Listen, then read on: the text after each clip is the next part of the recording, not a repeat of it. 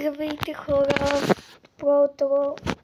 Днес аз съм, както знаете, на Павел баня, в града Павел баня. Вчера бях на басейн и днеска пак ще ходя. Мисля, че не знам, по принцип днес трябваше да се тегля. Баща ми каза, че може да отидем на още едно и гледа. Нямам търпение.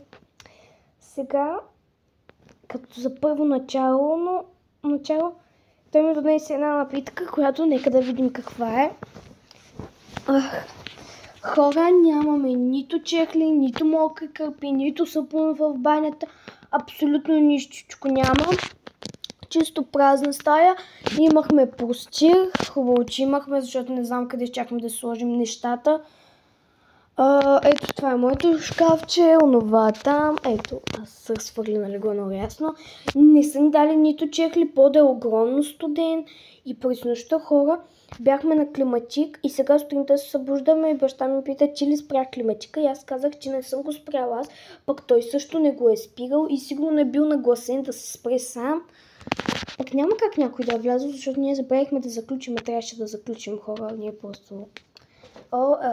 Ето, топличко. Ето.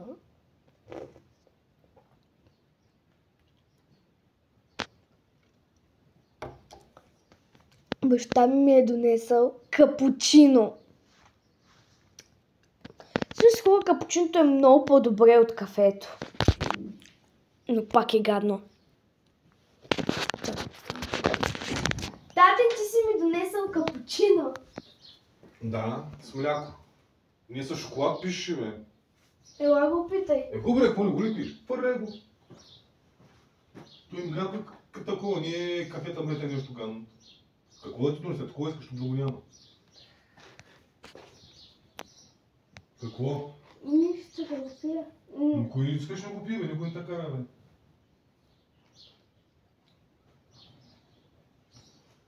Какво? Въстъчка се твърти. Да, не знам колко ще умикника школа да я използваш. Яме. Ами, ако не си взеш нещо друго, пък не ще ходим да ще взема.